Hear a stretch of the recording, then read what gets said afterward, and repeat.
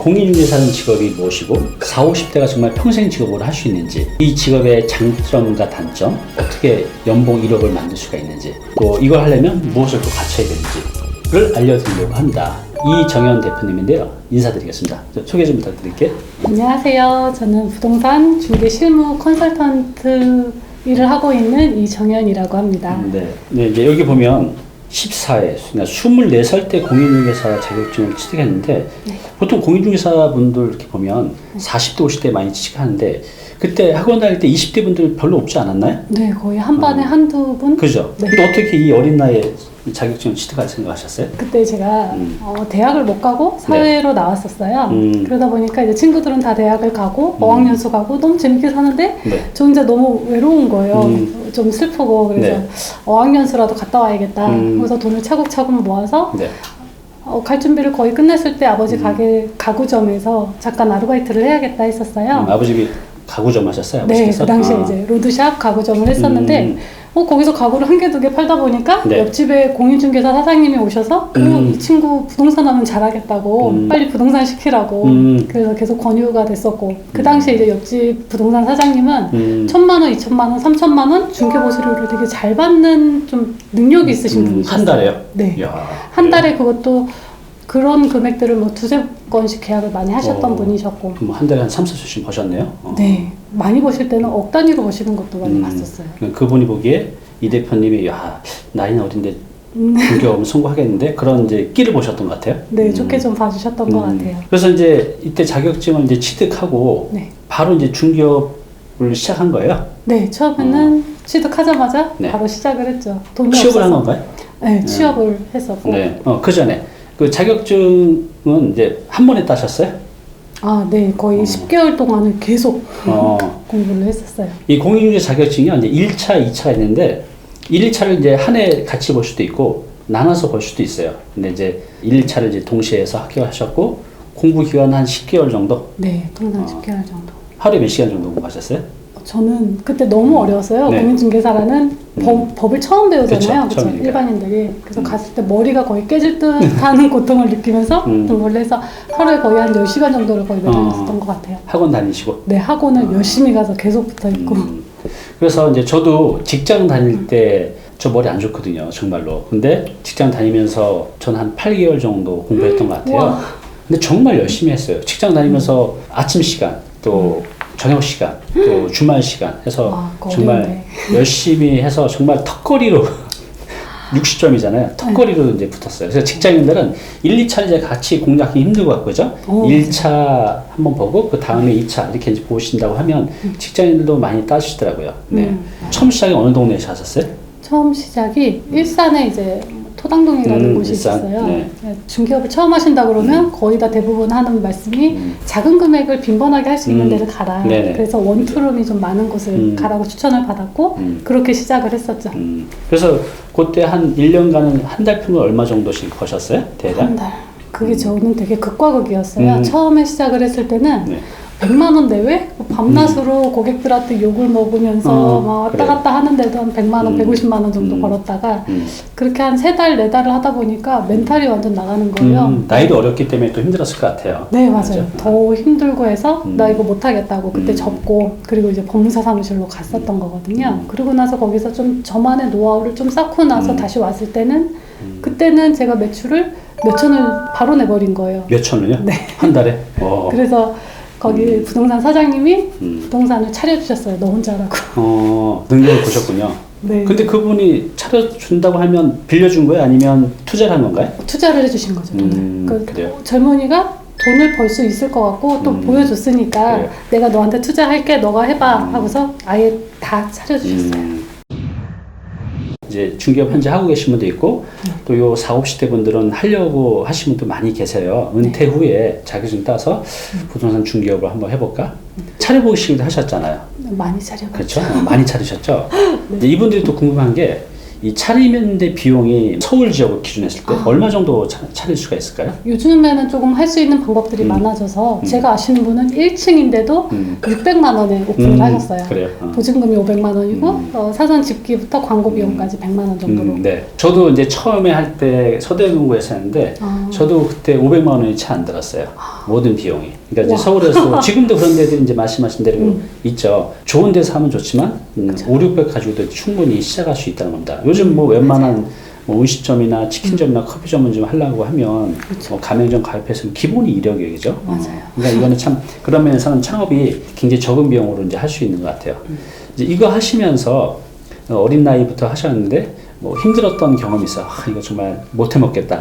그런 경험도 있었을 것 같은데. 그렇죠. 중개업이 을 중에 을이 되기가 쉬운 직업이에요. 고객한테요? 네, 그렇죠? 고객한테. 저 같은 경우도 이제 돈이 없는 상태에서 시작을 하다 보니까 자동차 기름값도 내야 되고 심리적으로 너무 압박이 오는 거죠. 그러면 고객들한테 뭐든지 다 해드릴게요, 잘해드릴게요, 막 조금이라도 잘 보이려고 그런 행동들을 하다 보니까 뭐 저녁 10시, 11시에도 전화해서 왜 정구 하나 이런 집을 해줬냐, 정구 나갔다, 이사 오는 날 어떻게 이런 집을 해줄 수 있느냐. 네. 그런 식으로 그런 많은 것들. 클레임을 들으면서 그때가 그죠. 정신적으로, 경제적으로 제일 힘들었어요.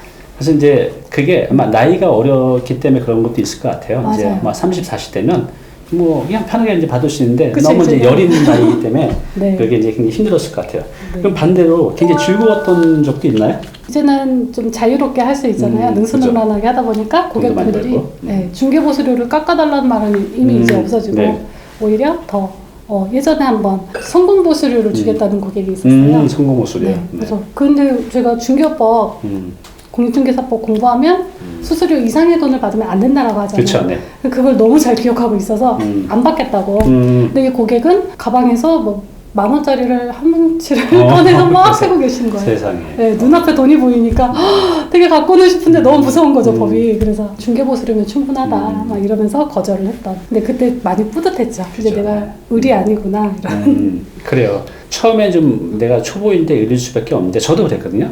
근데 이제 어느 정도 되면 사람들이 나를 그냥 중개 흔히 말하는 업자로 바라보는 게 아니라 전문가로 바라보고 대우해 줄 때 정말 기분 좋더라고요. 맞아요. 돈도 벌고. 네.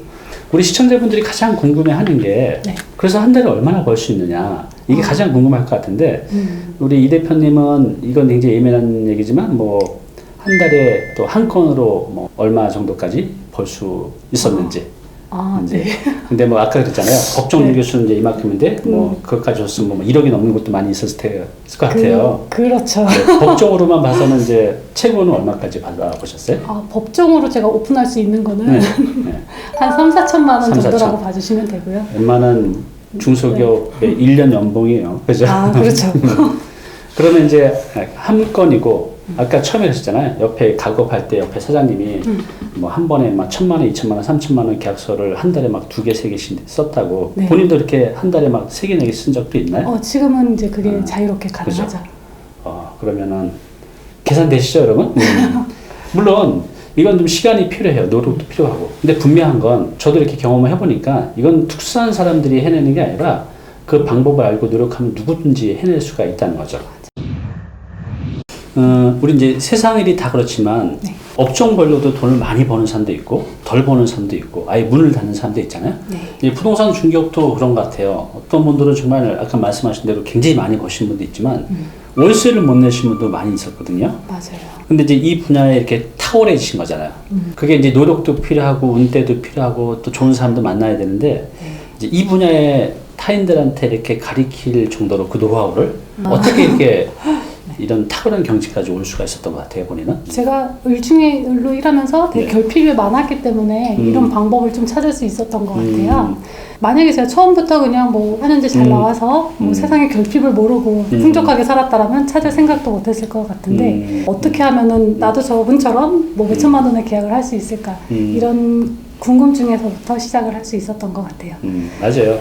말씀하신 대로 내가 그냥 처음부터 계약서 그냥 한두 개씩 잘 써내고 그랬으면 노력을 별로 안 했을 것 같아요. 근데 맞아요. 이제 결핍이 이제 여러 가지가 있겠죠. 그 결핍 자체가 굉장히 힘들었고 또 아까 네. 또 먹고 살기 힘들고 무시당하고 이제 그런 것들이 결핍이죠. 그렇죠.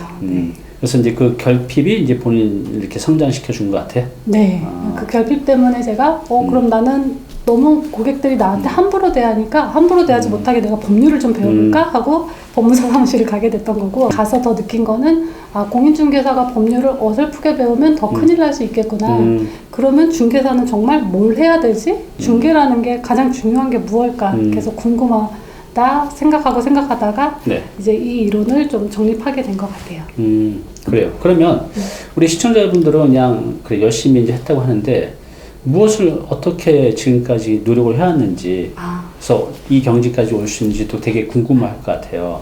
네. 어떤 노력을 좀 해왔는지 좀 구체적으로 말씀해 주세요. 네, 제가 을중에 을로 일했을 때 가장 힘들었던 게 고객이 나한테 하대하는 게 맞는 건가? 이런 생각에서 되게 힘들었었어요. 그래서 20대 초반에는 뭘 어떻게 해야 될지 몰라서 자기계발서를 한 달에 뭐 20-30권씩 막 읽기도 했었고 그래도 이제 답은 안 나오죠. 공인중개사를 어떻게 해야 돼? 라는 그쵸. 거는. 네. 네, 그래서 법무사 사무실을 입사해서 일단은 뭐 어디서라도 좀 전문가 대우를 받아보자. 공인중개사에서는 을중에 을로 대우를 받았지만 네. 법무사에서라도 좀 잘해보자 하고서 법무사의 업무가 되게 얇고 넓어요. 네. 뭐 경매, 민사, 부동산, 그쵸? 법인 등기 다양하죠. 근데 이거를 내가 다 배워보겠다. 근데 실질적으로 경력자분들도 뭐 2-3가지 하시면 잘하시는 거거든요. 그래서 실무자들이 돈을 벌기 위해서 하는 거니까 잘 안 배우시죠. 그래서 저는 법무사 시험도 많이 도전을 했었고요. 결과적으로 합격은 하지 못했어요. 근데 이제 그 과정에서 이론을 좀 탄탄하게 배울 수 있었고 알아듣지도 못하는 법리, 부동산보다 한 제 생각엔 3-4배가 어려운 시험이더라고요. 그렇죠. 그래서 그 어려운 시험을 공부하고 알아듣지도 못하니까 법무사님, 변호사님이 했던 신청서나 이런 거를 그냥 저녁에 10시, 11시까지 남아서 따라 쓰고 복사하고 또 배우고 그래서 이제 거기서 법리를 되게 많이 배우면서 이거를 부동산에 어떻게 적용하고 어디서 어떻게 사용해야겠다라는 그 흐름을 알게 된 것 같아요. 그래서 그런 그래요. 노력하면서 근데 이제 이렇게 들으면 우리 시청자분들이 그럼 나도 법무사하면서 뭐 5년 있고 막 진짜 10년 해야 이렇게 벌 수 있나? 그렇게 생각할 것 같은데 그건 아니죠? 네, 그러면 큰일 나실 거예요 아마. 그죠? 네. 그래, 그럼 내가 40, 50에 시작해서 몇 살까지 할 수 있을까? 정년퇴임이 없는 직업인 것 같아요. 장점도 있고 단점도 있잖아요. 억대 연봉 이게 가능할까요? 충분히 가능하죠. 실무자분들마다 이 억대 연봉을 만들어가는 방법들은 다 다르신데 네.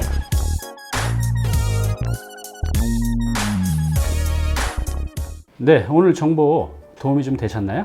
앞으로 이런 정보 계속 받아보실 분은요, 여기 구독 부탁드리고요. 그 다음에 오른쪽은 제가 추천하는 영상입니다. 꼭 한번 보시기 바랍니다.